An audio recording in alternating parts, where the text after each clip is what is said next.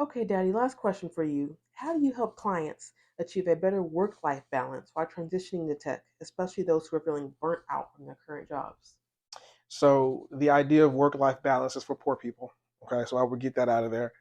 I think that the best way to think about it is in the beginning, you're overworked and underpaid. But then when you really master a skill and you've got it under your belt and you've been doing it for a few years, now you are underworked and overpaid. So much so that I have friends in the industry, in RPA who are making $300,000 a year as RPA developers and they're working maybe 10, 15 hours a week. So what I would say to that is do what you got to do and take the time that you need to take the time to learn the skill, especially in the beginning. The great thing about tech is that the work is project based and it's not time based. So as a professional RPA developer or a professional doer in tech in general, you're getting paid to get projects done. Once the project is done, well, then it's your manager or whoever's job to find you a new project. That is not your job, right?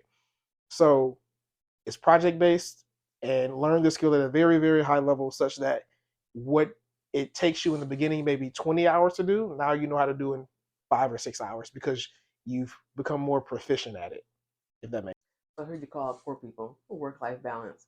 Basically, don't expect it, especially when you're just getting started out, because you're still learning your skills, still ramping up. But over a course of a few years, you get to a point where you're underworked and overpaid.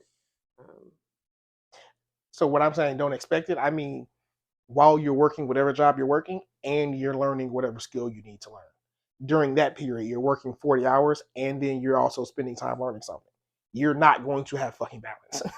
But after that, once you get into the tech industry, from day one, you're not going to be working that hard. Like, I don't know anybody in tech who's legitimately working 40 hours a week. Like, literally, they're sitting down at a desk, writing code, they're not working 40 hours a week, okay? So you want to get that down to where like you're able to just pop up in the morning, wake up, hit it hard for 2 to 3 hours, get all your work done for that day, and then come back to it the next day. That's what I